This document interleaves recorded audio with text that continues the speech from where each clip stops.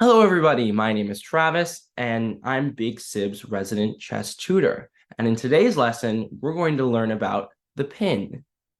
The pin is a tactic in chess that describes when a piece cannot move, because if it were to move, it would expose a more important piece behind it to attack. Let me show you what I mean. In this position, it's white to move.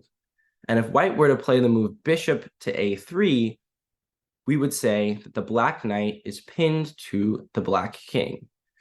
Now, why is that the case? The black knight here cannot move, because if it were to move, the black king would be in check. And you cannot end your turn in chess if your king is in check. So the black knight cannot move at all. And so for black's next move, they have to play some random king move, and then white will be able to take black's knight for free. Now let's look at a position that is a little more complicated than this. Here, we're in a very similar situation. However, there are now two rooks on the board. Now, if white were to play bishop to a3 in this position, the black knight would still be pinned. However, it is not under immediate threat because it is being protected by the black rook. Now, if you have a piece that is pinned, what you can do to get out of the pin is move the piece behind it out of the sight line of the piece that is doing the pinning. So if black chooses to do that by moving their king, now the black knight is unpinned. However, white has the move rook to b1 in this position, which then pins the black knight to the black rook. And now if the black knight were to move, then black's rook would be lost instead. So now no matter what black does, let's say they move the king again, black is losing either the rook in the position we just saw or the knight, like in this example. Now, if you're playing a game of chess and you find yourself with a pinned piece, don't panic immediately. There's lots of ways to get out of a pin, and I'll show you a few in this example here.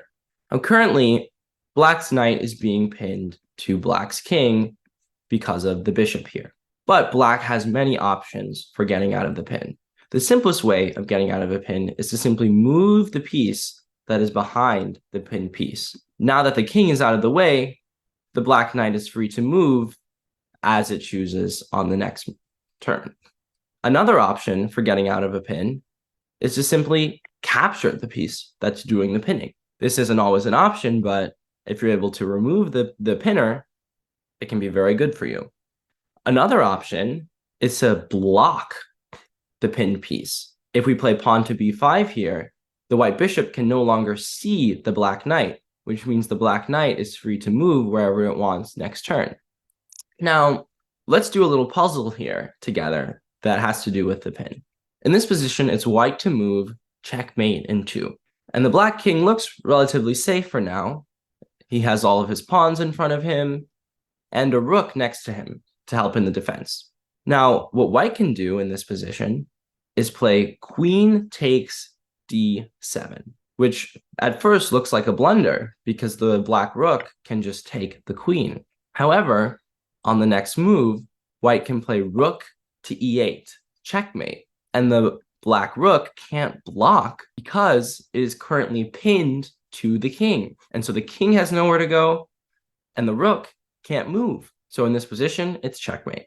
Now let's look at an example from a real game that happened relatively recently between world champion Magnus Carlsen and Grandmaster Gawain Jones. Now in the real game, it was black to move in this position, but let's pretend for the time being that it's white to move. Now from our first glance in this position, we can notice that 2 of black's pieces are pinned. The knight is pinned by white's bishop, and black's dark squared bishop is pinned by the white rook. Neither of them can move. So if we're white, how can we best take advantage of the fact that both of these pieces are pinned? The winning move here for white would be knight to f6. And at first glance, this looks like a blunder.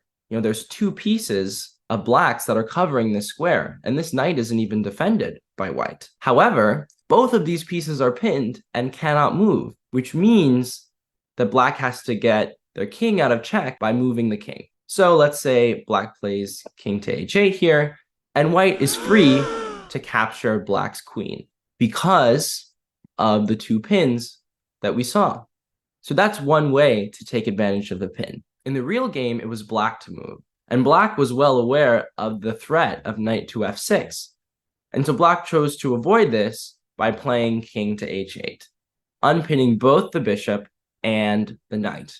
Now, if white were to play knight to f6, black has nothing to worry about, and black can just play knight takes f6, avoiding the problem altogether. Hopefully you were able to learn a little bit about the pin in this video, how to best take advantage of it if you have one on your opponent, or how to maybe mitigate the effects if your opponent has a pin on you.